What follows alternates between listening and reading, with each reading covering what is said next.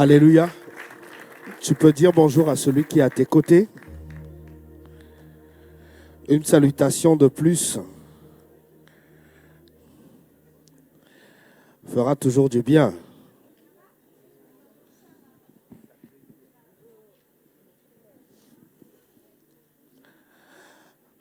Alléluia. Je suis curieux de demander qu'est-ce que tu as dit après avoir salué. Hein? Prononce une parole de bénédiction. Alléluia. Oui, bénis ton frère, bénis ta sœur. La parole est puissante. La parole est puissante. Vous savez, dans la Bible, il y a une histoire, c'est l'histoire de Jacob et Ésaü. Alors que Isaac était en train de mourir, il fallait qu'il puisse prononcer la bénédiction. Et Isaac était déjà riche, il avait hérité des bénédictions de son père. Vous voyez? Mais cependant, c'est Jacob qui avait pris la bénédiction. Du coup, Ésaü était devenu furieux. Et il a poursuivi son frère Jacob. Et pourtant, lui, quand Jacob a fui, qui est resté avec la richesse de son père? C'était Ésaü. Mais en fait, pour Ésaü, ce qui comptait, ce n'était pas le matériel, c'était la parole. La parole relâchée par son père. Alléluia. Donc, c'est la parole qui est importante. C'est pourquoi nous devons nous bénir les uns les autres. Alléluia. Alléluia. Décide à chaque fois de bénir ton frère, ta soeur, tes enfants, ton épouse, ton époux. Il faut toujours bénir. Est-ce que tu peux encore acclamer le Seigneur? Merci.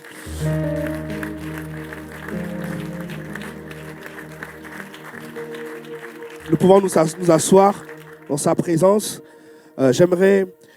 Merci pour les chantres, merci pour ces moments d'adoration et de louange. Je voulais, avant de commencer, vous allez m'excuser pour ma voix. Je n'ai pas une voix au top ce matin, mais je compte sur la grâce de Dieu pour pouvoir vous parler de la part du Seigneur.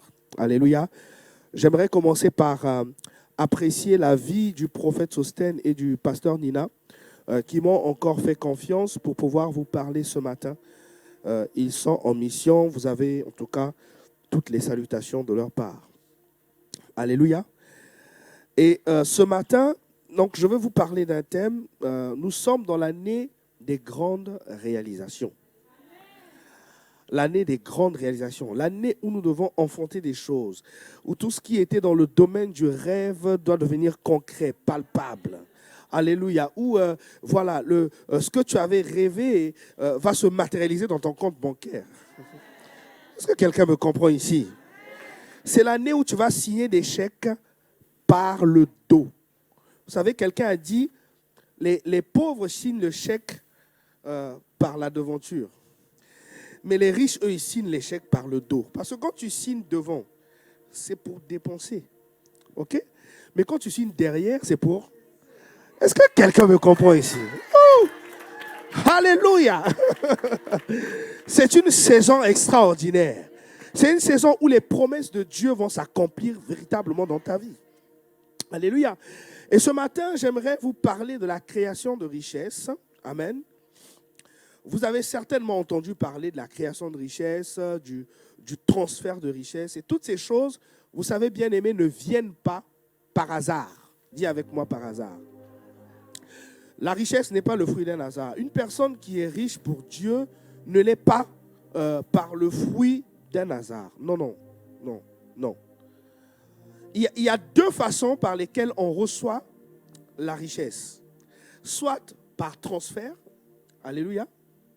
Transfert, ça peut être par l'intermédiaire d'une entreprise, par l'intermédiaire d'un don, d'un legs, d'un héritage, ou encore par création. C'est-à-dire que toi-même, avec des clés, des outils qu'on te donne, tu crées de la richesse. Alléluia. Lorsque j'ai regardé dans la Bible, j'ai vu que le mot transfert de richesse ou encore même création de richesse, en tout cas écrit littéralement transfert ou création de richesse, je n'ai pas trouvé ce mot dans la Bible. Mais cependant, dans la même Bible, il y a eu dans l'histoire de la Bible des transferts de richesse et des créations de richesse. Vous savez que le transfert, c'est un mouvement, c'est-à-dire que c'est un mouvement, un bien ou un élément qui part d'un endroit vers un autre. Alléluia. La richesse, un bien, ça peut être un bien matériel que tu as hérité de ton père, mais qui part de ton père vers chez toi. Donc, tu deviens le nouveau propriétaire. Alléluia. Ça peut être un bien matériel, ça peut être aussi de l'argent, ça peut être beaucoup d'autres choses. Mais dans la Bible, dans l'histoire de la Bible, il y a eu des transferts de richesses. Et c'était en général à des moments très particuliers, à des moments précis, où le Seigneur voulait faire des choses avec son peuple. Vous savez, vous devez être à l'aise lorsque dans l'Église, on parle des questions d'argent ou des questions de richesse. La seule personne que je connais qui a dit l'or et l'argent sont à moi, c'est notre Dieu, le Dieu que nous prions. Il a dit que l'or et l'argent sont à lui. Vous lirez dans la Bible, on va vous parler des versets sur la foi, il y en a à peu près 700. Des versets sur le salut, il y en a à peu près 500. Mais des versets sur l'argent, la richesse, il y en a environ 2500. Donc ça veut dire que c'est un thème qui est très important et que les enfants de Dieu doivent savoir qu'est-ce que Dieu pense de l'argent et comment est-ce qu'en tant qu'enfants de Dieu, nous pouvons être de bons gérants, nous pouvons devenir riches pour Dieu. Je dis bien riches pour Dieu. Alléluia. Et dans ce contexte des temps de la fin, l'Église du Seigneur n'a pas encore suffisamment de ressources pour évangéliser ou prêcher l'Évangile comme il le faut. Alléluia. Comme il le faut. Et c'est pourquoi nous avons besoin des richesses. Nous en avons besoin pour pouvoir annoncer l'Évangile. Regardez, ce message est suivi en live. Vous voyez, il y a des gens qui sont dans différents pays. À la fin du culte, le pasteur Mike pourra nous dire quels sont les pays qui ont suivi le live que nous sommes en train de suivre. Et en général, c'est partout dans le monde. Il y a l'Afrique, l'Asie. Et la plupart des continents du monde suivent ces messages. Comprenez? Mais comment entendront-ils la parole de Dieu si nous ne mettons pas à leur disposition de la technologie qui va avec pour leur permettre au moins d'écouter la parole? Alléluia. Si Jésus tarde à venir, mais c'est parce que la parole n'a pas encore atteint toutes les extrémités de la terre. Comment cela serait-ce possible? Qu'il y ait Civ TV qui passe par satellite. Oh, alléluia. Oui, c'est notre portion. Tu peux acclamer le Seigneur pour ça. C'est pas impossible, c'est pas des choses qui sont impossibles, parce que je me dis que si dans cette église, il y a déjà un milliardaire, alléluia, ce sont des choses, s'il y en a 2, 3, 4, 5, 6, 7, 8, 9, 10 milliardaires, ce sont des choses qui seront faciles. Est-ce que quelqu'un me comprend ici? Et en général, c'était pour des objets bien spécifiques, pour des temps spécifiques, et c'est les temps dans lesquels nous sommes, où nous sommes en train de parler de la grâce financière. Et dans la Bible, il y a eu plusieurs transferts de richesses. Je vais vous en citer quelques-uns. Par exemple, lorsqu'il y a eu la sortie du peuple d'Israël d'Égypte. Dans Exode 3, le verset 21 à 22, Exode 3, 21 à 22, je lis, la Bible dit, « Grâce à moi, les Égyptiens vous regarderont avec bonté. Alors, quand vous partirez, vous n'aurez pas les mains vides. » Toutes les femmes israélites demanderont aux Égyptiens qui habitent chez elles ou près de leur maison des objets en argent, en or et des vêtements. Vous les ferez porter par vos fils et vos filles, et ainsi vous prendrez les richesses des Égyptiens.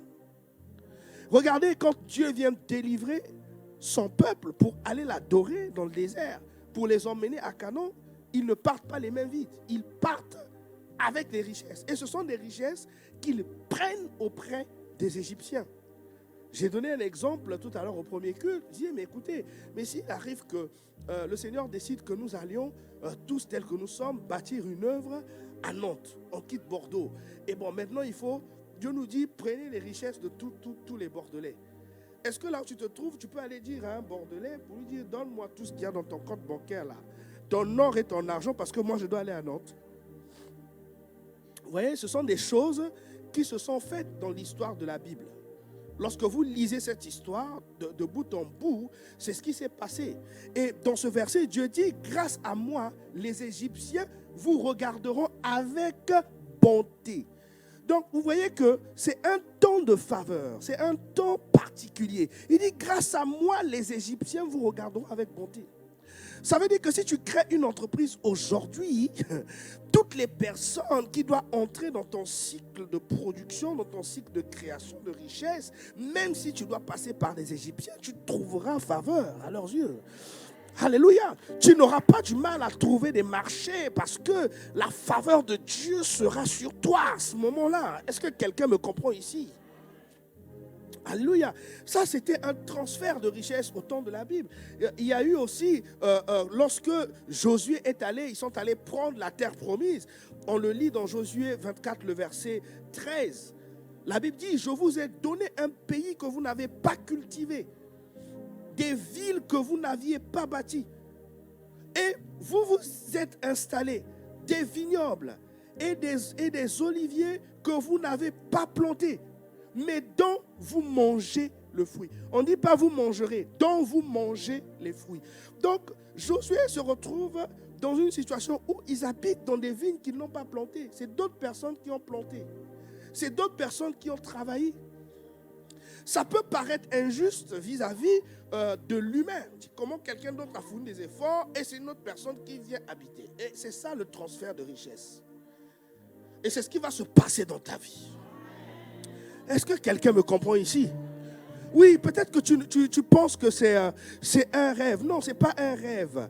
Il faut venir aux réunions des entrepreneurs de Cives. Là-bas, on va vous donner les secrets. On va vous donner plus de clés parce qu'on n'a pas le temps, là, le temps d'espèce pour tout déballer. Vous comprenez?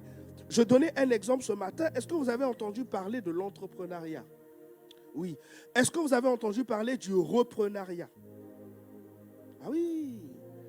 Mais le reprenariat, c'est une activité qui est en train, commence à se faire connaître. Je vous dis qu'il y a beaucoup d'entreprises en France aujourd'hui, des milliers d'entreprises en France aujourd'hui, où ce sont soit des personnes qui vont à la retraite, qui sont propriétaires d'entreprises, mais qui ne veulent plus de leur entreprise parce qu'ils sont fatigués, ils n'ont plus suffisamment de force pour, voilà, et ils cherchent une personne à qui céder leur entreprise qui va continuer l'activité. Oui, c'est ce qu'on appelle le reprenariat. Regardez, il y a des bourses. Si vous allez dans... bon, ça, on le verra en coaching. Mais si vous cherchez sur Internet, là, on peut vous donner des choses bien précises. Mais si vous cherchez bien, vous allez trouver, d'accord, des bourses à entreprise, ça s'appelle, où il y a beaucoup d'entreprises, des personnes qui ne veulent plus de leur entreprise. Soit pour des raisons de santé, ils ne peuvent plus continuer leur exploitation, mais ils cherchent une personne qui a une compétence particulière pour pouvoir faire. Peut-être que tu as une compétence dans l'enfance, mais je te dis que dans les bourses des entreprises, tu trouveras des personnes qui ne veulent plus, qui n'ont plus les capacités pour des raisons de santé, qui ne peuvent plus diriger leur entreprise. Mais qu'est-ce qui s'est passé? Entre-temps, l'entreprise existe déjà depuis parfois une dizaine d'années. Donc, eux, ils ont déjà fait des efforts, ils ont investi, ils ont déjà travaillé, ils ont déjà des clients, ils ont déjà. Alors toi, tu viens reprendre une entreprise où quelqu'un d'autre a déjà travaillé. Il te suffira juste de gérer. Est-ce que quelqu'un me comprend ici? Donc, bien aimé, ce ne sont pas des choses qui sont des choses subtiles ou des choses qui ne sont pas réelles. C'est des choses réelles. Quand la Bible dit, vous habiterez des maisons que vous n'avez pas construites, c'est la vérité. Aujourd'hui, tu peux voir une maison, une belle maison, ou une maison qui est comme en ruine. Mais en tant que visionnaire, tu te dis que moi, si j'achète cette maison à un prix bas, je peux la refaire. Oui, parce qu'ici, dans cette église, nous avons des personnes qui ont des compétences, qui savent faire de la rénovation. Voilà, je peux refaire cette maison et la donner de la valeur. Et puis, pourquoi pas la revendre ou encore moi-même y habiter. Est-ce que vous comprenez ça? Voilà.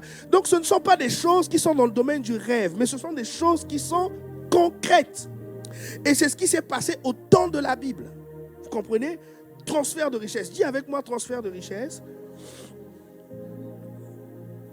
Aujourd'hui, tu vas librement chez Carrefour pour acheter de quoi manger ou faire tes courses, n'est-ce pas?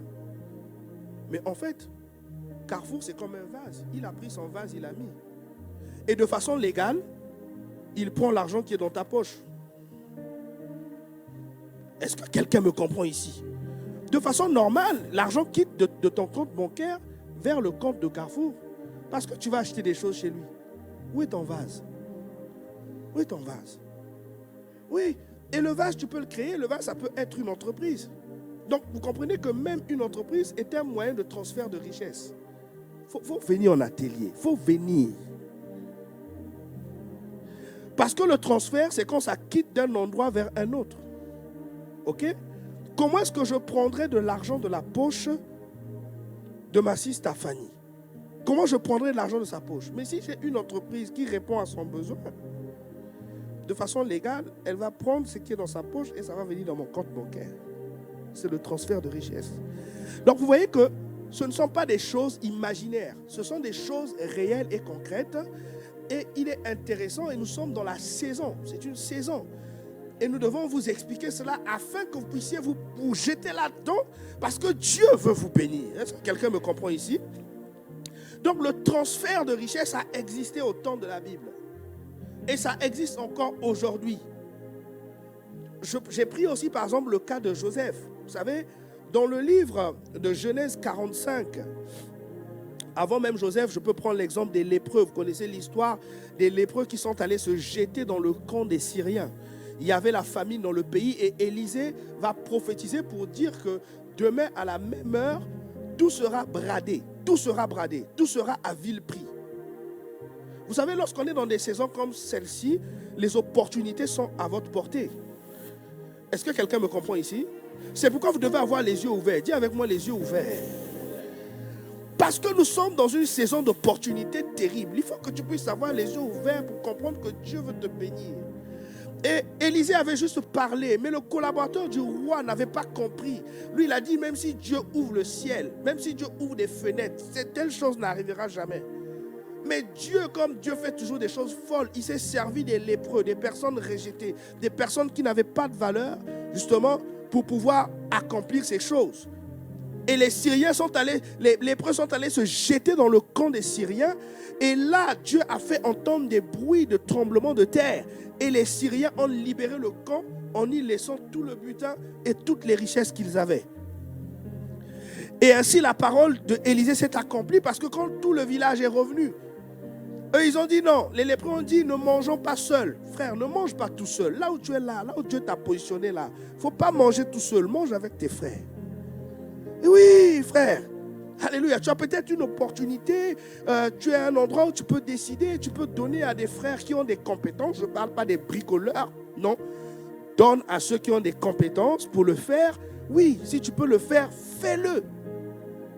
Et ce jour-là, ces lépreux ont associé aussi le village à la richesse qu'ils avaient obtenue. Et ce qui s'est passé, c'est que la parole d'Élisée s'est accomplie. Malheureusement, celui qui avait douté n'a pas bénéficié de ça. Il est mort à la porte de la ville. Est-ce que vous comprenez ça? Vous le lirez dans 2 Rois 7, le verset 1 à 20. Joseph aussi, c'est pareil. La Bible dit dans Genèse 45, je suis en train de vous montrer un petit flash sur le transfert de richesse. Comment ces choses ont existé dans la Bible. Après, je vous parlerai beaucoup plus des préalables de la création de richesse. Et plus tard, on sera dans le concret de la création de richesse. Alléluia. Alors, dans Genèse 45, le verset 5, que dit la Bible? La Bible dit ceci. Verset 5, et on va lire le verset 5 et le verset 8. Verset 5 et le verset 8. La Bible dit, maintenant, ne vous affligez pas. C'est Joseph qui parle ici, parce que ses frères ont découvert que c'était lui qui était devenu gouverneur. Donc, il retrouve ses frères qu'il avait vendus. Et il leur dit, ne vous affligez pas, ne soyez pas fâchés de m'avoir vendu. Waouh! Pour être conduit ici. Car c'est pour vous sauver la vie que Dieu m'a envoyé devant vous. Vous voyez que ici, on découvre même que les frères de Joseph, en fait, tout ce qu'ils étaient en train de faire contre Joseph était contrôlé par Dieu. Alléluia. Ne te plains pas de tes épreuves actuelles. Ne te plains pas de ce que tu es en train de vivre aujourd'hui. Parce que tant que tu es dans le Seigneur, je veux te dire que tout est sous contrôle. Est-ce que quelqu'un me comprend ici? Alléluia. Oui, ne pleure pas sur ta situation. Tant que tu es dans les mains de Dieu, je peux te dire que tout est sous contrôle. Oui, le contrôle, c'est la responsabilité de Dieu. Il a dit qu'il est le maître des temps et des circonstances. C'est sa responsabilité à lui. Est-ce que quelqu'un me comprend? Et ici, Joseph est en train de dire que c'est Dieu qui m'a envoyé. Ah, quelqu'un d'autre aurait dit non. Vous m'avez vendu. Vous m'avez vendu. Moi, je dois me venger contre vous. Non. Regardez comment est-ce que Joseph était vraiment un homme d'esprit. Il a compris en fait que c'est Dieu qui l'avait envoyé. Et écoutez la suite. Le verset 8 dit, ce n'est donc pas vous qui m'avez envoyé ici, mais c'est Dieu. Il m'a établi père de Pharaon, maître de sa maison et gouverneur de tout le pays d'Égypte. J'attire votre attention. Est-ce que vous savez que Joseph était père de Pharaon? J'attire votre attention sur cette phrase, ce bout de phrase. Joseph était père de Pharaon.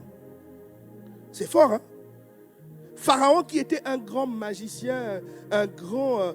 lorsque vous lisez même l'histoire de la délivrance du peuple d'Israël, Moïse, lorsqu'il allait parler à Pharaon, il partait toujours tôt le matin, alors que Pharaon descendait des eaux du Nil. C'est là-bas où il partait puiser ses forces. C'est pourquoi on vous dit qu'il faut toujours prier. Il faut prier avant de sortir. Vous ne savez pas les personnes que vous rencontrez, quels sont les dieux qu'ils consultent avant d'être au grand jour.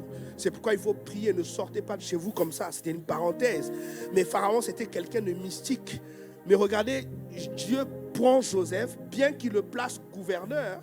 Pharaon était le roi, lui il était gouverneur. Du point de vue des hommes, on dirait que c'est Pharaon qui était au-dessus.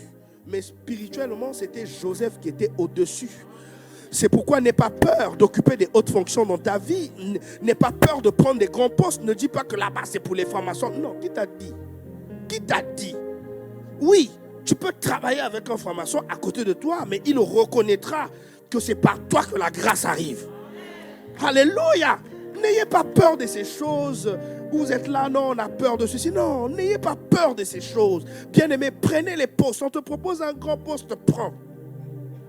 Oui, un bon jour, ça date, il y a peut-être un peu plus de 12 ans. On me propose, c'était un poste de directeur administratif et financier parce que celui qui était là était parti, donc on ne voulait plus changer. On me dit, M. Mavungu, est-ce que tu penses que tu peux prendre le poste? J'ai dit, je prends. Oui, j'ai pris le poste à l'époque. Et je suis resté à ce poste pendant de longues années.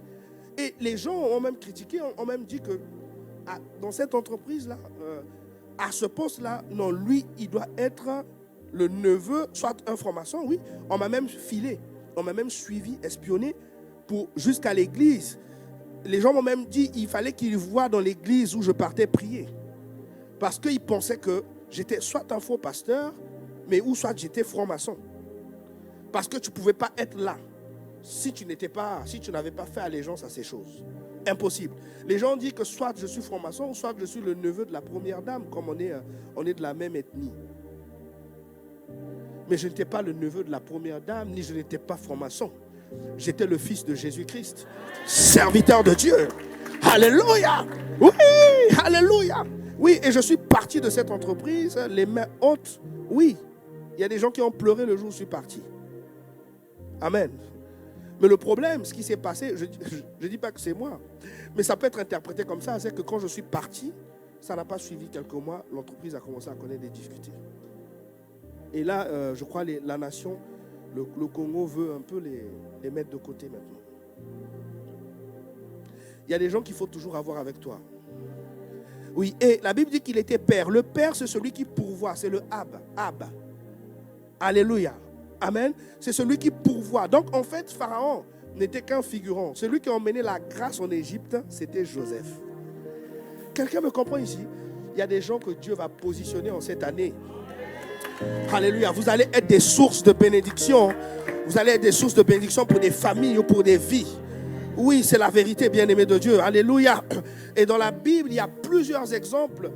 Vous lirez à la maison, je vais lire 2 ou 3 versets.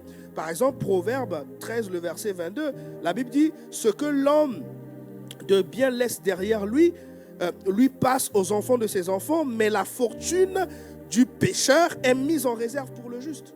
Transfert de richesse. La Bible dit que la fortune du pécheur est mise en réserve pour le juste. Waouh! Ça peut paraître injuste. Et je suis désolé, c'est la Bible. C'est le transfert de richesse. Oui, et un pécheur peut être riche là-bas. Je ne sais pas qui est le patron d'ici. Je ne sais pas. s'il est pécheur, il n'a qu'à donner vite sa vie à Jésus-Christ. Il n'a qu'à vite donner sa vie à Jésus-Christ parce qu'il y a un transfert qui peut avoir lieu. Surtout qu'on est en train de sillonner un peu le coin. Il y a des choses qui peuvent se passer. Est-ce que quelqu'un me comprend ici? Alléluia. Verset Ecclésiaste 2, le verset 26, la Bible dit « Car Dieu donne à l'homme qui lui est agréable la sagesse, la connaissance, la joie, mais il impose comme occupation à celui qui fait le mal le soin de recueillir et d'amasser pour celui qui lui est agréable. » Vous voyez? Donc, Dieu va permettre que celui qui ne lui est pas agréable, qu'il puisse l'occuper, qu'il puisse le faire travailler pour toi qui est juste. Est-ce que tu me comprends? Ça c'est le transfert. Bien aimé, j'ai envie, ce matin, j'ai un désir, j'ai vraiment envie de renouveler ta pensée. J'ai vraiment envie que tu comprennes que Dieu n'est pas contre ces choses et que le transfert de richesse, c'est quelque chose qui existe. C'est quelque chose qui est réel et tu peux le vivre. Regardez par exemple Ésaïe 60, le verset 5. Il dit, tu le verras alors, tu brilleras de joie, ton cœur tressaillira et se dilatera, car les richesses que transportent les vaisseaux sillonnant la mer seront déroutés vers tes ports. Vers tes ports. Dis même tes ports. Tes ports. Ça veut dire que tu as un port. Tu as un port.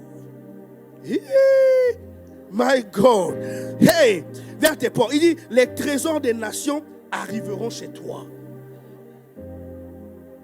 Est-ce que quelqu'un me comprend?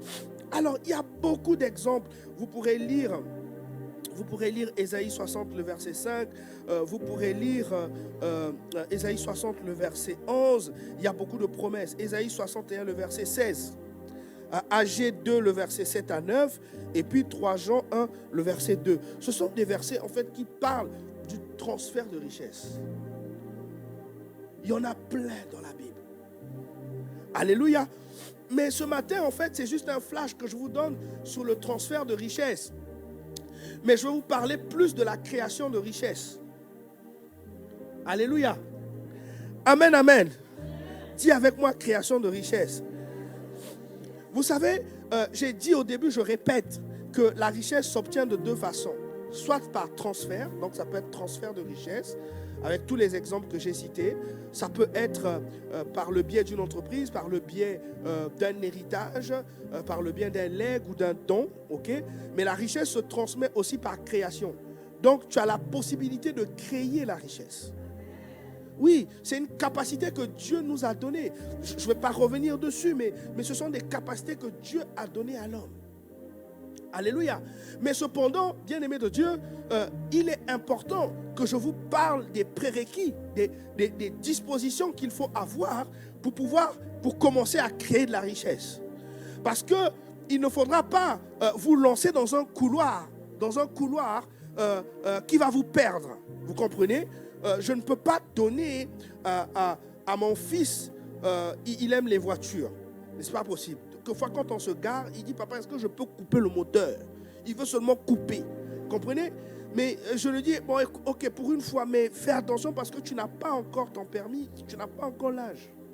Je lui fais quand même comprendre ça pour ne pas que plus tard, qu'il vienne, qu'il démarre ou qu'il appuie sur un bouton et puis après, qu'un accident arrive. Je ne veux pas ça.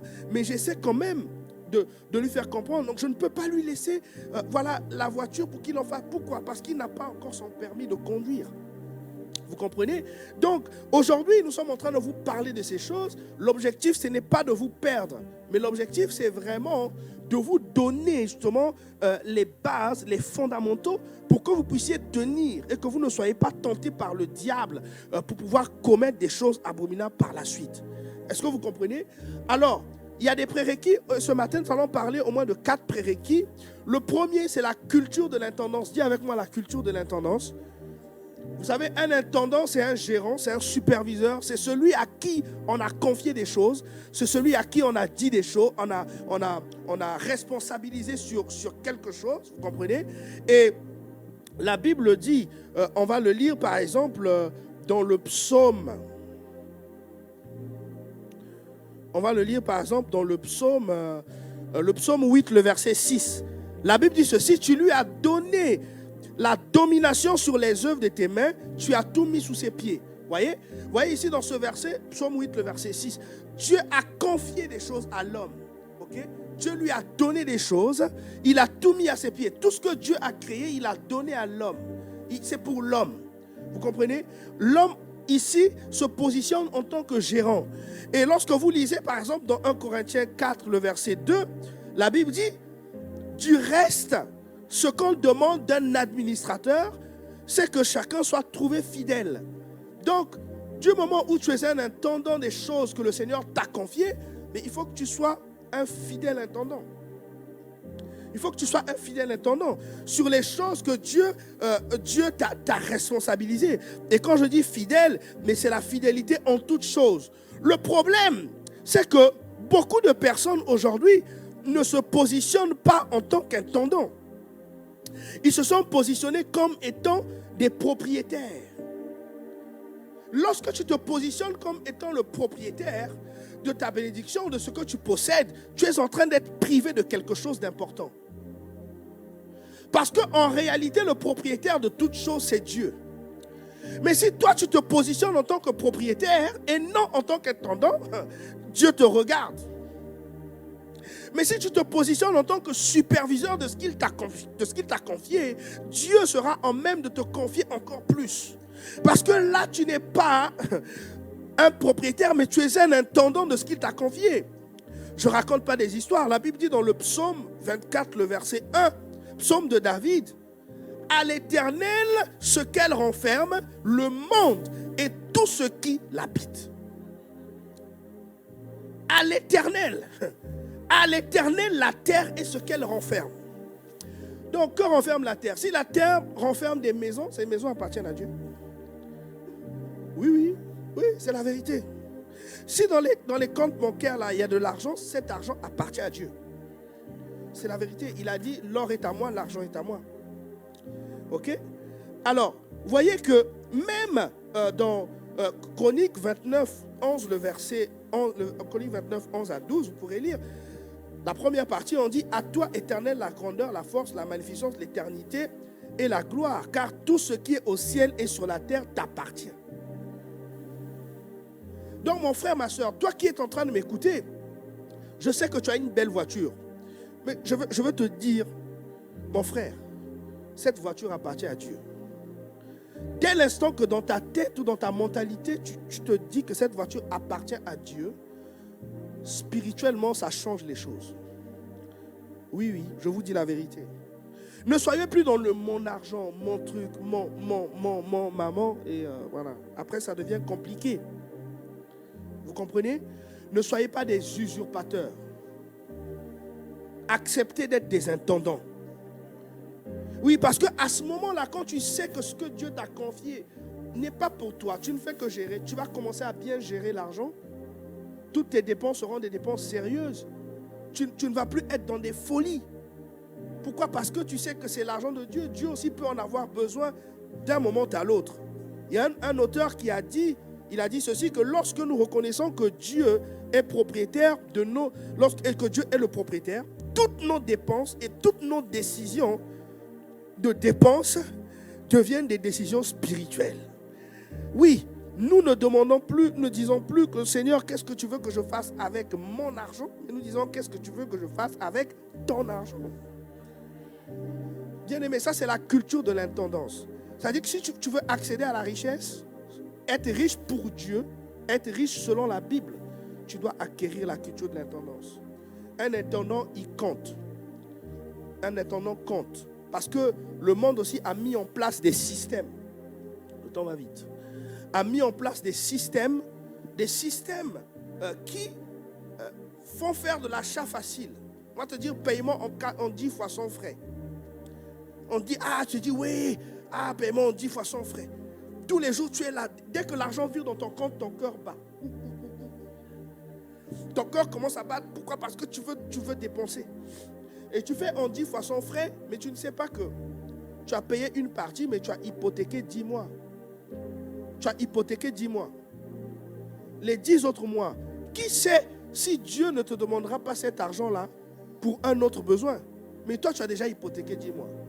Là, tu ne te comportes pas comme un intendant. Là, tu te comportes comme étant toi-même le propriétaire de ta maison. Alors, au niveau du groupe des entrepreneurs d'église, nous apprenons aux gens, nous donnons aux gens des scripts de la dépense. C'est-à-dire, on t'explique comment on fait pour dépenser et comment t'assurer si Dieu est dedans ou pas. Il faut vous inscrire. Il faut voir le pasteur Johanna ou le frère Hervé. Je vous encourage vraiment. Pour vous qui voulez entreprendre, vous qui voulez créer de la richesse, inscrivez-vous. C'est là-bas où on détaille tous ces secrets, on vous montre toutes ces choses. Là, je suis juste en train de vous faire des aperçus et le Seigneur va nous aider. Alléluia. Amen, amen. Alors, est-ce que quelqu'un veut devenir un intendant? Tu peux accepter de devenir un intendant. Pour dire, Seigneur, fais de moi un vrai intendant de ce que tu m'as confié. Oui, parce que la notion d'intendance, plus tard, implique aussi de fructifier, de développer. Quelqu'un me comprend ici? Dieu ne te demandera jamais ce qu'il t'a donné, mais Dieu va te demander ce que tu as multiplié.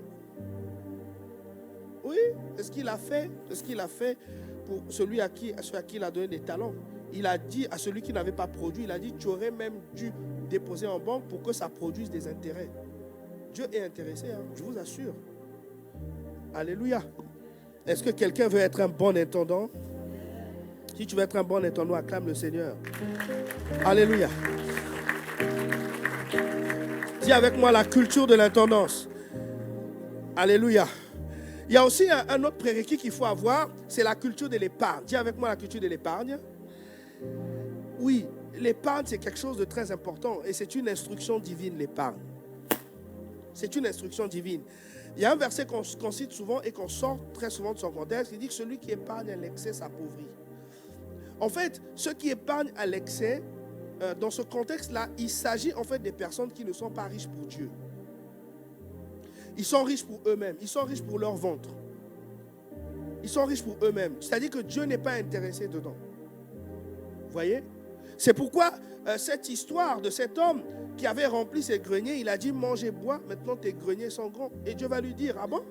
Aujourd'hui même ta vie te sera ôtée et on verra tout ce que tu as réservé, à qui cela reviendra-t-il? Et la même nuit, il est mort. Tous ses biens sont restés.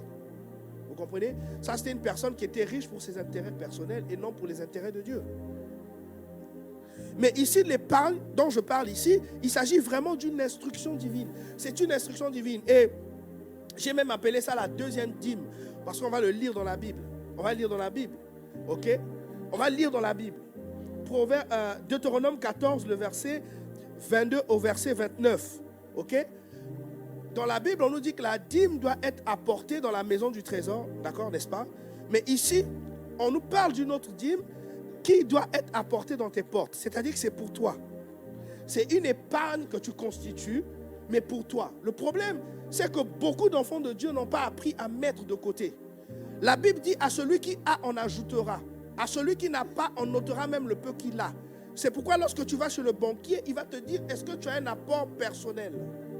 Oui, mais pourquoi il te demande l'apport personnel? Parce que, en voyant que tu as un apport personnel, dans la psychologie, il comprend que tu es déjà un personnage qui est sérieux et qui a conscience du lendemain. Donc tu ne vas pas faire des folies. Vous comprenez? Et il est rassuré de pouvoir te donner son argent. Il est rassuré de pouvoir te prêter son argent. Parce que tu as quand même un apport personnel. Tu as quand même quelque chose. C'est pourquoi la Bible dit à celui qui a, on ajoutera. Bien aimé, si tu n'as pas, la Bible dit qu'on notera même le peu qu'il a. Épargnez. Épargnez pour vos enfants. Épargnez. Et on va le lire dans ce verset. Épargnez, bien aimé. C'est une instruction qui est divine. Quand je demande aux gens, parce que je coach des gens dans la finance, je dis, quelle est ton épargne? Quelle est ton épargne? Il dit, ah, pasteur, vraiment? Ah, non, j'avais un compte d'épargne là, mais le mois passé, j'ai eu une situation là terrible. Donc vraiment, il n'y a que 100 euros là-bas. Non, bien aimé, soyons sérieux. Soyons sérieux. Il peut arriver des cas critiques dans la vie. Ok? Mais il faut être sérieux. Il peut arriver des moments, des périodes de vache maigre. D'accord? L'épargne peut servir à ça. Oui, l'épargne peut servir à ça. Vous comprenez?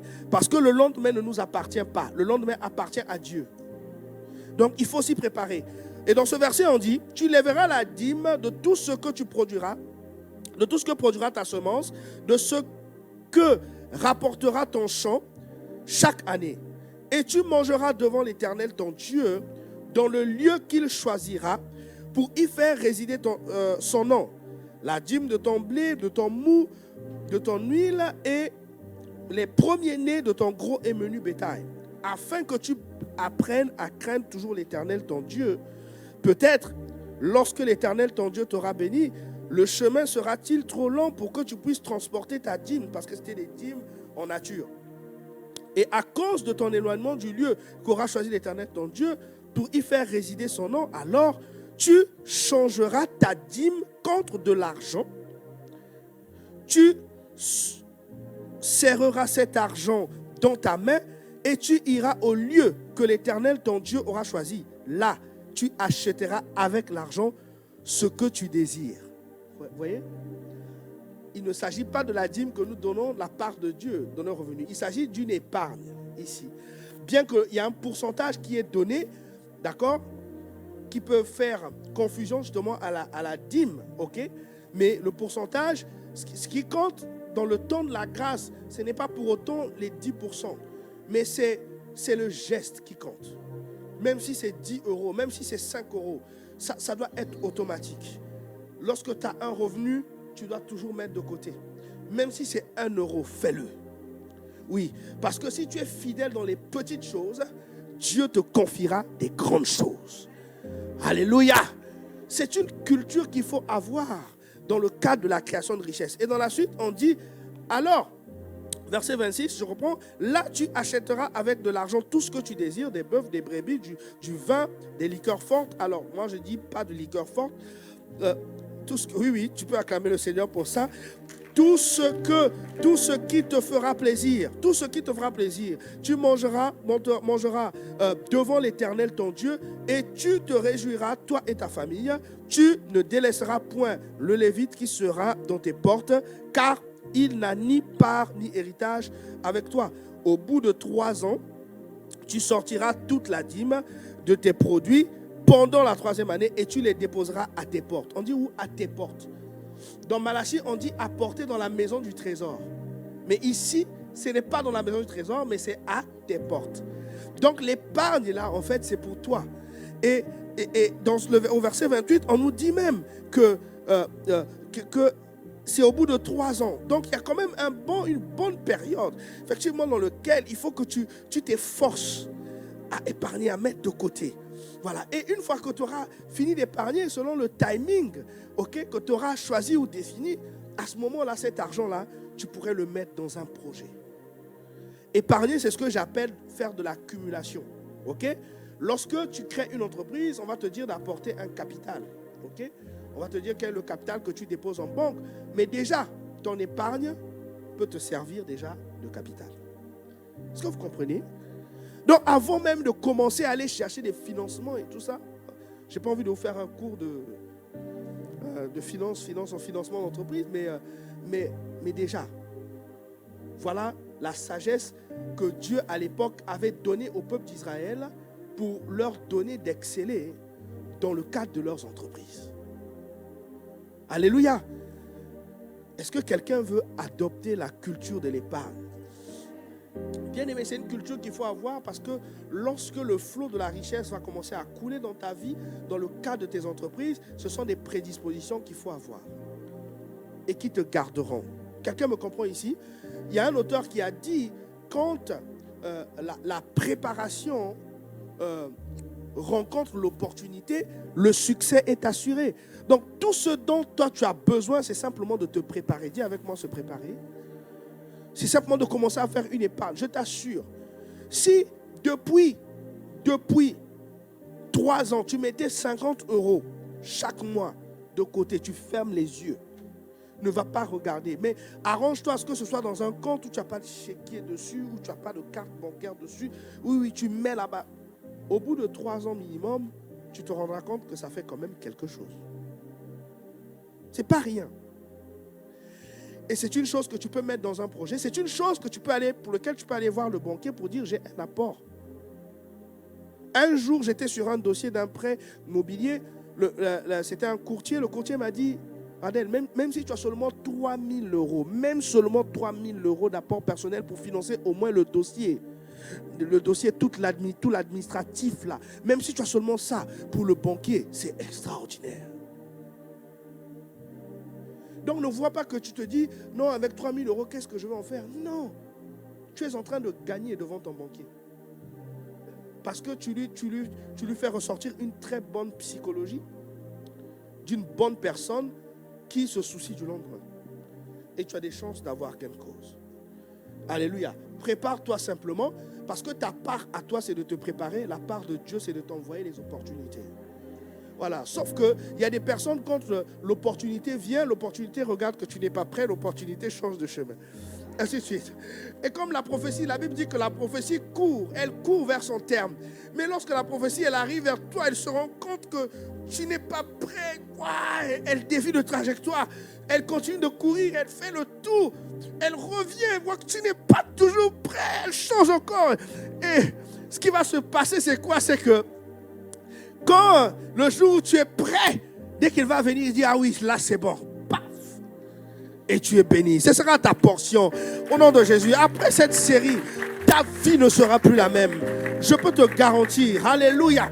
Et il y a une troisième chose, aussi une troisième culture que j'aimerais aborder avec vous. C'est la culture de la vente. Dis avec moi la culture de la vente. Tu vas me dire, pasteur, qu'est-ce qu'on va encore vendre? Je ne vous ai pas demandé d'aller ouvrir des boutiques. Non, ce n'est pas ce que je suis en train de vous dire. Je ne vous dis pas d'aller ouvrir des boutiques. Mais j'ai envie de vous faire comprendre quelque chose de très important. Vous savez, que tu sois travailleur, que tu sois indépendant, que tu sois retraité, c'est une culture qu'il faut avoir. Parce qu'en fait, et même dans la culture un peu, bon, j'ai beaucoup plus vu en Europe, en France, on t'a fait croire que vendre vraiment c'est quelque chose de bizarre. La personne qui vend est considérée tout de suite comme un escroc en fait, comme quelqu'un qui veut toujours prendre de l'argent. Non, vendre c'est quelque chose de bien. Et je vais vous faire remarquer quelque chose. Dans la Bible ensemble, on va le voir. Ézéchiel 28, le verset 4 à 5, ce verset fait allusion à Lucifer. Alors, je dis, pasteur, comment tu nous prends des exemples sur Lucifer? Ici, je dis, Lucifer, vous savez que Satan, avant qu'il ne soit Satan, il s'appelait Lucifer. Oui, quand il était encore ange dans le ciel, son nom c'était Lucifer. C'est quand il a été précipité sur la terre qu'on l'a appelé Satan. Donc de la même manière que l'ange Michel qui est là-bas, il s'appelle Michel ou Gabriel. D'accord? Mais bon, eux, ils n'ont pas été déchus. Mais Lucifer, il s'appelait Lucifer. Et quand il a été déchu, on l'appelle maintenant Satan. Vous comprenez? Donc moi, je prends l'exemple de Lucifer, mais pas de Satan. Ézéchiel 28, le verset 4 à 5. La Bible dit, par ta sagesse et par ton intelligence, tu t'es acquis des richesses. Tu as amassé de l'or et de l'argent dans tes trésors, par ta grande sagesse et par ton commerce. Ézéchiel 28, 4 à 5. Par ta grande sagesse et par ton commerce, tu as accru tes richesses et par tes richesses, ton cœur s'est enflé. Malheureusement, lui, il n'était pas riche pour Dieu. Il était riche pour lui-même.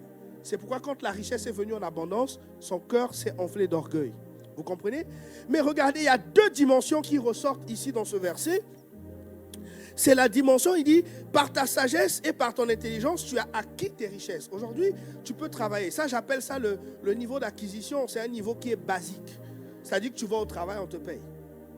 Tu vas au travail, tu as un salaire, on te paye. Donc, tu es en train d'acquérir de l'argent. Avec ton CDI, tu peux t'acheter une maison. Ainsi de suite. Voilà. OK? Donc, voilà. Ça, c'est vraiment le niveau basique. Tu peux apprendre à mettre un peu de côté, tout ça. Bon, tu penses que tu es bon gérant. Mais il y a une autre dimension, c'est très important. La Bible dit, au verset 5, par ta grande sagesse. Là, ce n'est plus par ta sagesse, mais là, c'est maintenant par ta grande sagesse et par ton commerce, tu as accru. Dis avec moi, accru. Écoutez, je ne suis pas en train de vous parler des revenus, du salaire. Je suis en train de vous parler de l'accroissement. Dis avec moi accroissement. La volonté de Dieu est que tu puisses t'accroître. Dis avec moi t'accroître. La Bible dit tu t'es accru. Comment? Par ta grande sagesse et par ton commerce. Alléluia.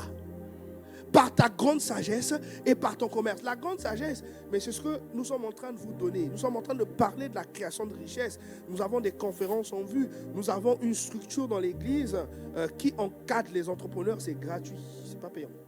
Voilà, venez, inscrivez-vous. Inscrivez-vous. Voyez le pasteur Johanna. Si vous n'êtes pas encore inscrit, ou le frère Hervé, je ne sais pas s'il est là, voilà, vous le voyez à la fin du culte, voilà, pour qu'il puisse vous inscrire, parce que là, on va plus en profondeur. Vous comprenez? C'est ce que je suis en train de vous enseigner, la grande sagesse. On est en train de vous donner des clés. On est en train de vous donner des clés, des prérequis qu'il faut avoir. Et plus tard, dans la suite de cet enseignement, on vous parlera, par exemple, de l'investissement comme un élément de création de richesse concret. Ok? L'investissement, la Bible dit que jette ton pain à la surface de l'eau car tu ne sais pas quand il te reviendra. Une personne qui investit, c'est une personne qui prend un risque, qui met de l'argent dans l'espoir de faire fructifier son activité et de recevoir quelque chose en retour. Est-ce que quelqu'un me comprend ici? Ce sont des clés qu'on va vous donner. Donc c'est la grande sagesse qu'on est en train de vous donner. Et la Bible dit aussi, et par ton commerce. Vous voyez? Donc, c'est qui a fait que ça s'accroisse, mais c'est parce qu'il y a aussi du commerce. Je suis en train de vous parler de la culture de la vente. Tu n'es pas obligé d'être un boutiquier ou d'avoir une boutique ou d'avoir une boutique en ligne. Non. Tu peux avoir une maison et la faire louer. Tu peux avoir une grande maison et mettre une partie pour ton habitation et une autre partie en colocation. Tu peux avoir une voiture et la mettre sur Drivey, sur des sites partagés. Tu fais louer. Ce n'est pas ton activité principale, mais ça fait partie des revenus qui peuvent rentrer. C'est la culture de la vente. Et vous devez avoir, c'est important d'avoir plusieurs sources de revenus. C'est important. Le jardin d'Éden était arrosé par plusieurs fleuves. Il y a un kit qui existe, je vous encourage à aller l'acheter. Vous voyez le protocole, vous voyez le pasteur Johanna, il y a un kit qui existe que le prophète Sostène avait fait sur l'intelligence financière où il avait parlé des différents fleuves qui arrosent Éden. Et chacun avait son rôle. Et on explique les types de revenus qui existent dans la vie d'une personne. Alléluia. Et plus tard, je vais vous expliquer, c'est le dernier point que j'aborderai, sur les revenus de la force et les revenus de la sagesse. C'est important. Et regardez, le psaume 31, le verset 14 dit, elle est comme un navire marchand. Ici, on parle de la femme vertueuse, Proverbe 31, pardon, pas psaume, Proverbe 31, verset 14. On dit, elle est comme un navire marchand. Elle amène son pain de loin. Ok? Elle emmène son pain de loin. La femme vertueuse, qui la trouvera? C'est une femme dont la Bible parle, qui est douée de qualité, de sagesse, de beaucoup de bonnes choses. Et la Bible dit qu'elle fait venir son pain de loin. Elle vend du pain. Mais c'est sûr qu'elle doit importer de la matière première. C'est sûr. Bien-aimé, tu as un projet, tu as des choses qui brûlent dans ton cœur. Peut-être que tu ne peux pas acheter en France. Peut-être que tu as des fournisseurs qui peuvent venir des États-Unis, de la Chine. Voilà la femme vertueuse. Voilà, elle était vraiment dans cet esprit. Pourquoi? Parce qu'elle veut acheter peut-être à un bas prix pour y ajouter de la valeur et vendre. Donc en réalité, vendre, ce n'est pas seulement vendre en boutique ou vendre de la publicité ou quoi, non. Vendre, c'est simplement, pour vous dire simplement, c'est échanger quelque chose sur lequel vous avez ajouté de la valeur. Échanger quelque chose pour lequel vous avez ajouté de la valeur moyennant un prix. Donc cette valeur, ça peut être votre intelligence, votre compétence, votre talent, votre don. Alléluia. Quelqu'un va te vendre, je ne sais pas moi, quel exemple je peux prendre, une voiture de marque X par exemple, mais une autre personne pour la même voiture, il va essayer de la tuner un peu, d'ajouter des petits accessoires pour que ça devienne nickel et qu'il puisse bien vendre sa voiture. Ok.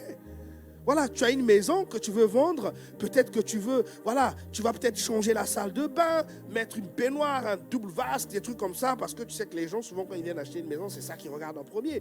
Mais voilà, donc tu as ajouté de la valeur à ce moment, tu peux vendre, ou tu peux faire louer. Donc vendre, ce n'est pas un péché. Mais vendre, c'est simplement échanger, moyennant un prix, une chose pour laquelle tu as ajouté de la valeur. Est-ce que quelqu'un me comprend ici? Alléluia, oui, tu peux acclamer le Seigneur, merci.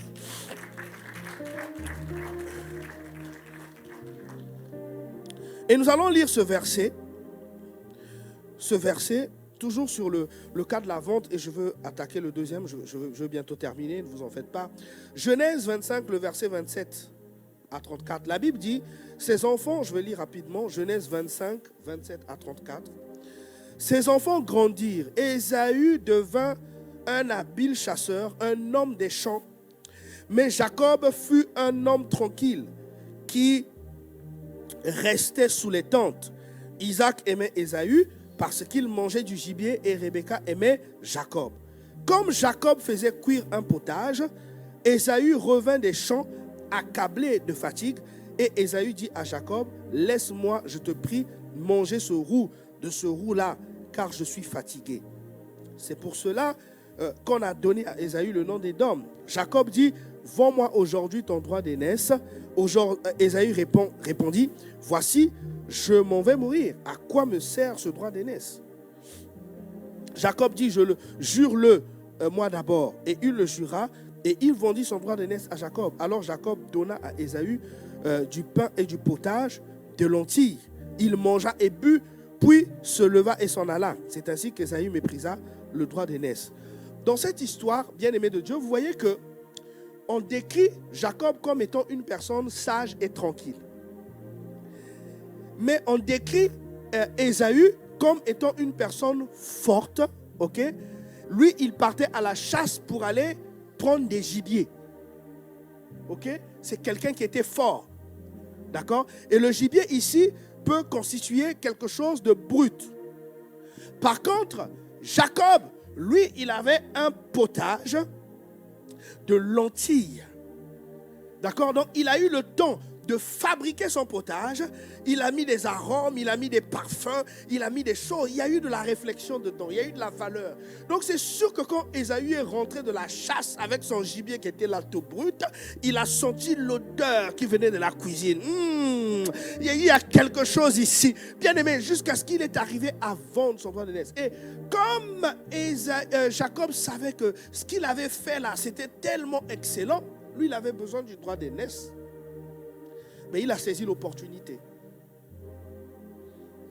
Vous voyez, en fait, on voit dans Jacob qui est tranquille, une œuvre qu'il a faite. Il a fait une transformation. Il a ajouté de la valeur. Ce n'était pas quelque chose de brut. Il a pris des lentilles qu'il a préparées, il a ajouté des arômes, c'est devenu beau. Mais tandis que Jacob, lui, c'était la force, mais il a quand même ramené un gibier. C'était brut. Vous comprenez? Donc, en fait, à chaque fois que vous ajoutez de la valeur à quelque chose, vous êtes sûr de bien vendre. Est-ce que quelqu'un me comprend ici? Les grosses entreprises vendent. Pourquoi? Vous allez comprendre, on va vous parler qu'il y a la crise, mais les gens continuent toujours, les concessionnaires continuent toujours à faire des belles voitures, des trucs, et les gens continuent toujours d'acheter. Pourquoi? Parce qu'en fait, à chaque voiture, ils ajoutent toujours de la valeur. Ils vont te dire que là, maintenant, il n'y a plus que airbag frontaux, il y a maintenant airbag latéraux, il y a maintenant airbag sur les coussins. Il y a même des voitures, quand tu vires comme ça, le fauteuil aussi se gonfle. Donc, tu ne sens pas trop, tu ne t'inclines pas. Vous comprenez ça? C'est la valeur. C'est pourquoi ils sont toujours riches. Parce qu'à chaque fois, ils ajoutent toujours de la valeur. C'est pourquoi ils arrivent à vendre. À chaque fois que tu ajouteras de la valeur sur quelque chose, tu es sûr de vendre. Dis avec moi la culture de la vente. Et le dernier point que j'aimerais aborder, qui est en rapport avec ce verset pour terminer, c'est la capacité de transformer la nature de tes revenus. Ça, c'est un prérequis qu'il faut avoir avant de rentrer dans la création de richesse. La capacité de transformer la nature de tes revenus. Dans ce verset que nous avons lu, nous avons vu que Jacob, lui, c'était le revenu de la sagesse. Ésaü, c'était le revenu de la force. Bien-aimé, la volonté de Dieu est que tu puisses sortir du revenu de la force, ou encore que tu puisses transformer avec le temps le revenu de la force vers le revenu de la sagesse. Je m'explique. Vous savez, tous les jours tu vas au travail, tu as besoin de force pour te lever le matin.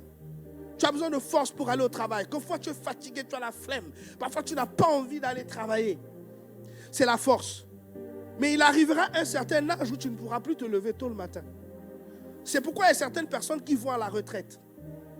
Or, la fameuse retraite là, il y a une réforme qui est en train de se faire aujourd'hui qui fait qu'il y ait des grèves partout. Pourquoi? Parce que la retraite n'est pas intéressante. Tu as travaillé toute ta vie pour qu'en fin de vie, tu viennes gagner 600 €. Qu'est-ce que tu vas faire avec 600 €? Les choses ont changé, bien aimé. À l'époque, les retraites avaient été instituées. C'était après la guerre, parce qu'il y avait beaucoup de personnes qui étaient actives à l'époque. Et toutes ces personnes qui étaient actives là, justement, de par leur travail, leurs revenus, c'est eux qui finançaient les retraités. Mais aujourd'hui, le système social nous a tellement gavés que les gens ne veulent plus travailler. Les gens préfèrent se contenter des allocations qu'ils reçoivent et ne plus aller travailler. Ça fait qu'il n'y a plus de revenus dans le système de l'État. Et aussi avec la science qui a tellement évolué, donc les vieilles mamans ne meurent plus vite et les vieux papas ne meurent plus vite. Parce que la médecine est tellement développée aujourd'hui qu'il reste encore plus longtemps. C'est vrai ou c'est pas vrai? Donc non seulement il n'y a plus de personnes actives pour financer les retraites, mais les vieux restent encore plus longtemps. Tant qu'on n'a pas changé dans la tête des gens que cette affaire de la pyramide des âges a été changée ou inversée, c'est un système qui ne fonctionne plus. Bien aimé, on aura toujours le même problème dans ce pays. C'est pourquoi tu dois changer la nature de tes revenus. Pourquoi? Parce que les revenus de la force, il arrivera un moment donné, tu ne seras plus fort. Oh, est-ce que quelqu'un est béni ce matin? Alléluia. Quelqu'un est béni ce matin? Oui, bien, je bénis ce ministère. Je bénis Siv. Waouh, merci Seigneur pour avoir inspiré ce programme.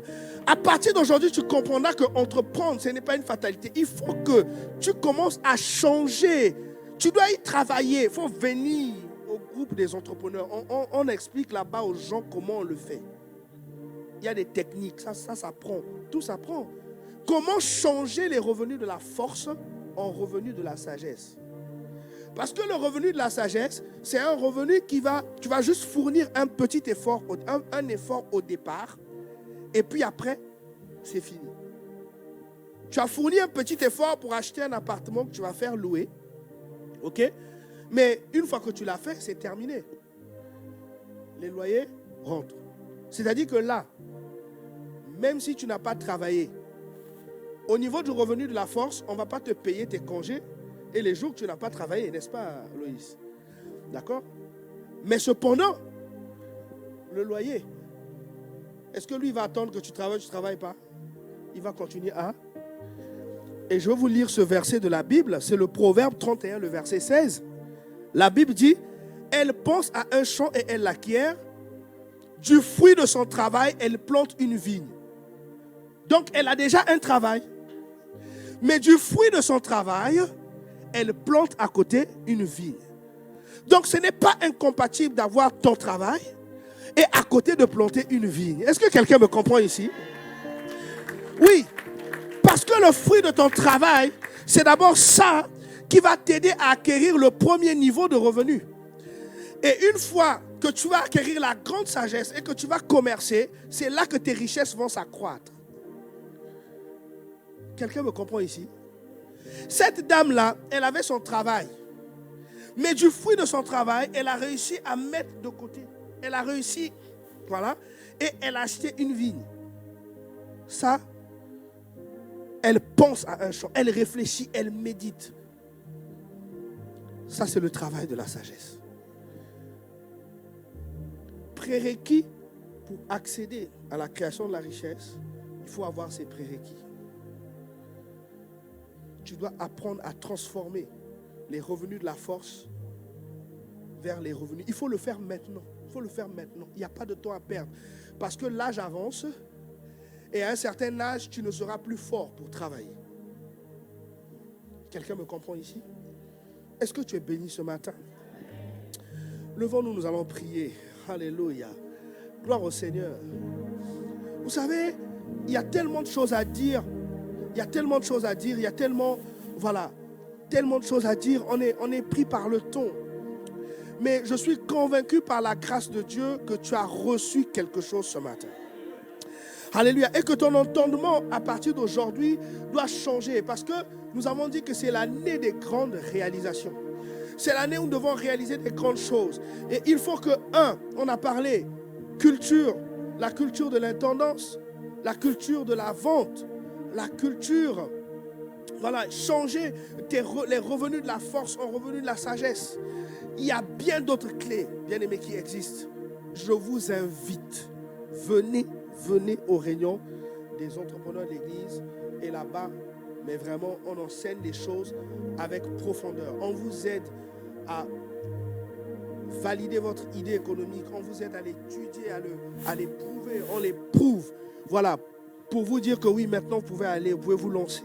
On vous donne toutes les clés. Alléluia. Est-ce que tu peux élever tes mains vers le ciel et simplement dire au Seigneur merci. Merci pour